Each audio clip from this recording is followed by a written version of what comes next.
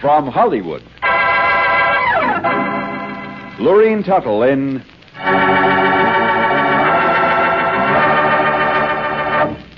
The Unexpected. The unexpected. The Unexpected. Life is filled with the unexpected. Romantic, tragic, and mysterious endings to our most ordinary actions. Dreams come true, or dreams are shattered by sudden twists of fate in The Unexpected.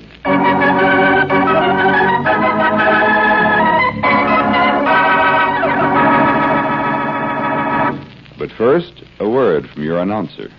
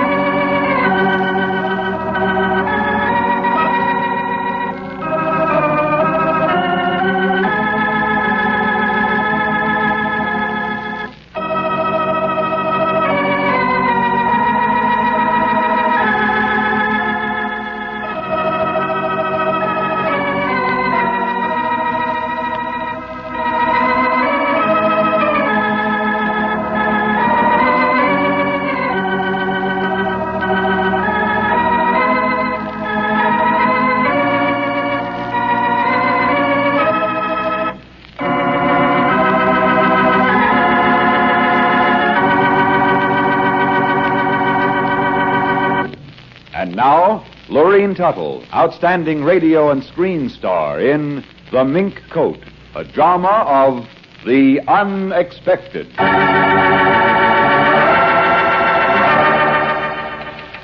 You have no right to say that, Mr. Flint. I don't care what kind of a person you think I am.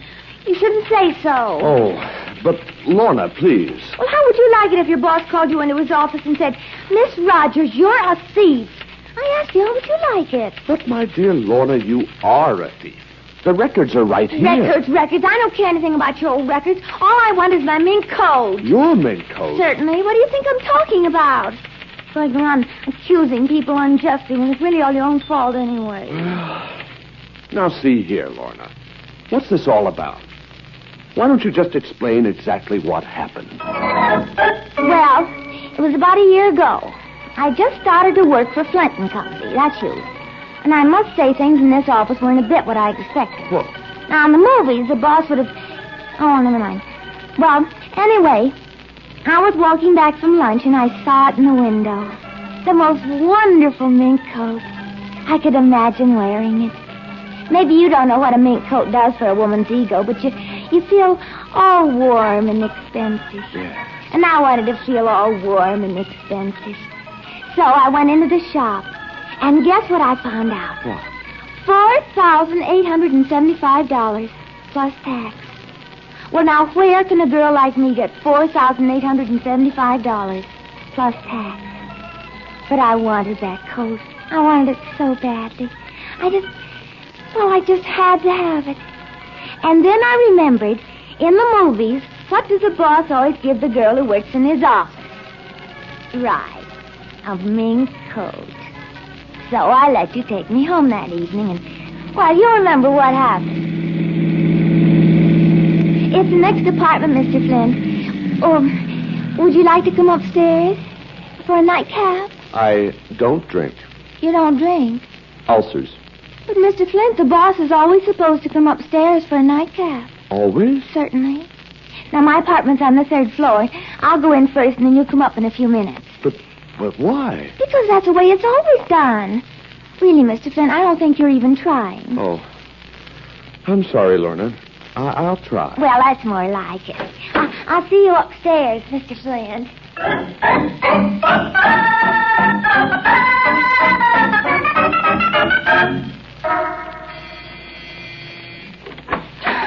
Why, Mr.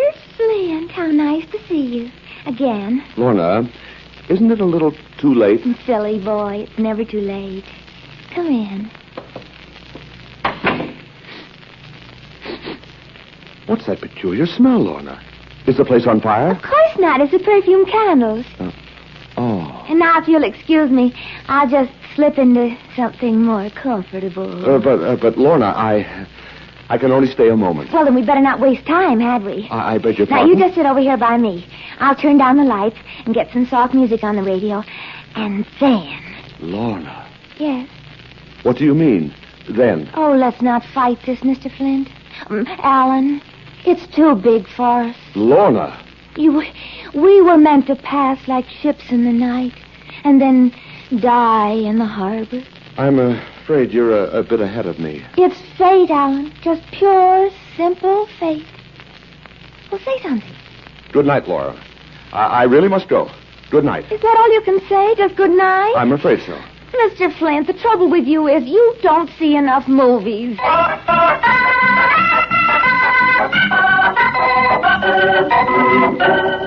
Well, the next day you didn't act like anything had happened, and I was just beginning to wonder if you were going to buy the coat. But all my girlfriends got mink coats when they went out with their bosses, and I couldn't see why you should be the exception. But you were.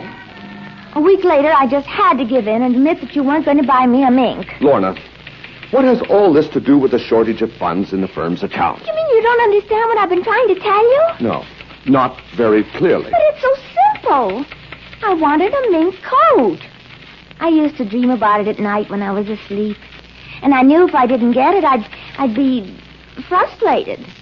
People who don't get what they want are frustrated, Mr. Flint. They have nightmares and awful things happen. Oh, yes, I see. Well, go ahead, please. Well, the company was making lots of money, and you said yourself the government wouldn't let you keep it, so I decided to take a little each week. Not very much. Oh. I went down and had them put the mink coat away for me and told them in about a year I'd be able to pay for it. They didn't believe me at first, but each week I brought in $100. I would have told you about it, Mr. Flint, but, well, the subject never came up. Lorna, you were stealing that money. That's a terrible thing to say, Mr. Flint. If you don't stop talking like that, I'll quit.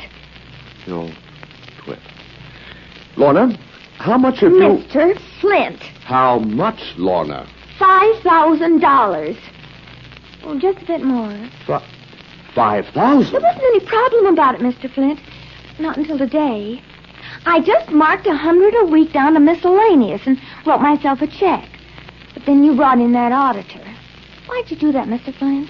Don't you trust me? You know there's never been any mistake in my bookkeeping. I think bringing in an auditor indicates a certain lack of faith, don't you? Lorna, exactly what happened with that auditor? Well, I showed him all my books and answered all his questions, and everything tallied perfectly. There wasn't a single mistake. Now, aren't you proud of me? Not a single mistake. And then, after he was all done, Mr. Jenkins, that was the auditor's name, turned to me and said... Well, Miss Rogers, everything seems to be in A, number one order. Certainly. I guess you haven't been taking any of the company funds, huh? Certainly not.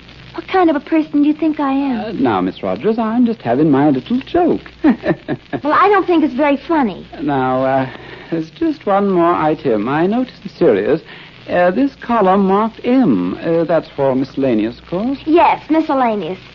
And mink. And mink. What? Well, that's the money I used to pay for my mink coat. You see, I have a separate file here, my mink file. It has all the canceled checks and receipts, and it's an order.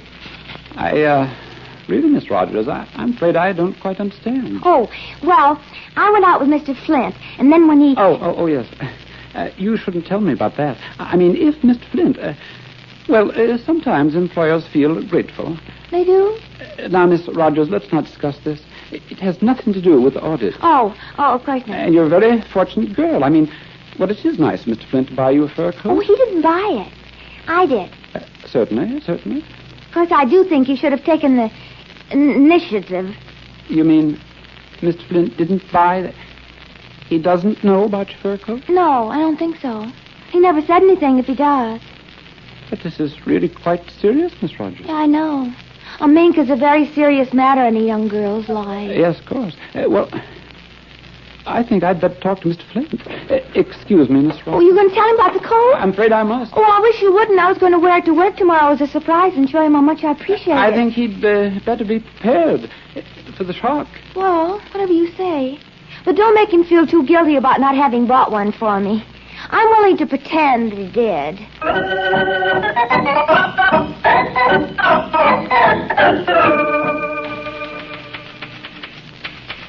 So, that's all what happened, Mr. Flinton. I don't see why you're so excited. But Lorna, you must understand that you had no right. What difference does that make now? The coat's all paid for. I won't need any more money for it. But, Lorna... Let's just forget the whole thing. We've both been wrong, Mr. Flint. And I'll forgive you if you'll forgive me. Forget. Lorna, I should have put you in jail. What for? For borrowing company funds. Well, it's not against the law to borrow money, is it? You didn't borrow it. I told you what would happen if you called me names, and I meant it. Very well, Lorna. You may keep the coat. Well, of course. It's all paid for. But you'll have to give back every cent of that money. Every penny. I'll take it out of your salary. If you have to work here 10 years to make it up. I think it's very petty of That you. will do, Lorna. Now, you may leave now. Oh, one more thing. You'll be given a different job. One that doesn't require so much responsibility. You don't trust me, Mr. Flint. Just say so. You must realize, Lorna, I'm being very lenient. I suppose. Well... Oh, Mr. Flint, could I leave early this afternoon? I want to pick up the coat. Just imagine my own mink coat. I'll be able to wear it tonight. Gee, I guess I'm really a very lucky girl. Yes, I would think so. But I always say if you want a thing, you've got to go after it yourself. You can't wait for favors. Don't you agree, Mr. Flint? Oh, yes, Lorna, I agree. I thought you would.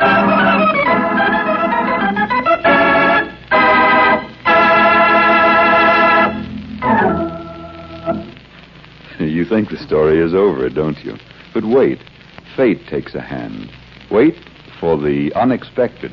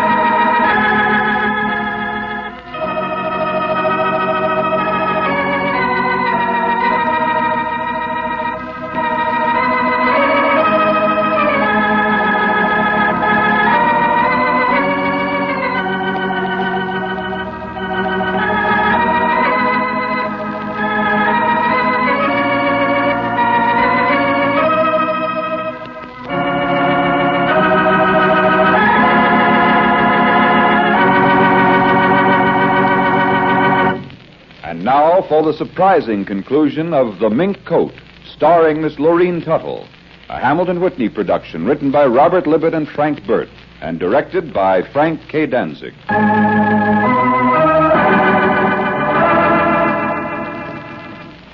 Hello? Hello? Is that you, Mr. Flint? Oh, this is Lorna. I knew you'd be worried about me when I didn't come to work today, but I can't. I'm in the hospital. I don't know what's wrong with me. They're trying to find out. But don't worry about the accounts. I'll get caught up just as soon as I'm feeling better. Oh, the doctor's coming in now. I gotta hang up. Goodbye, Mr. Flint. Good morning, Miss Rogers. Feeling better? I guess so. Well, we've found the cause of your trouble. What is it, Doctor? You're allergic to mink, Miss Rogers. Have to get rid of that coat. Never be able to wear it again. You're allergic to mink.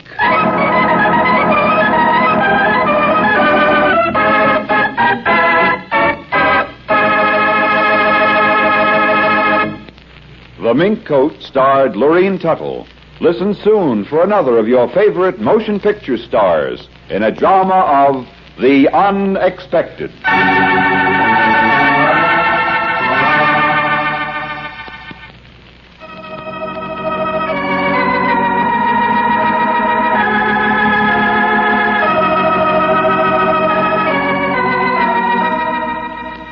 program was transcribed in Hollywood.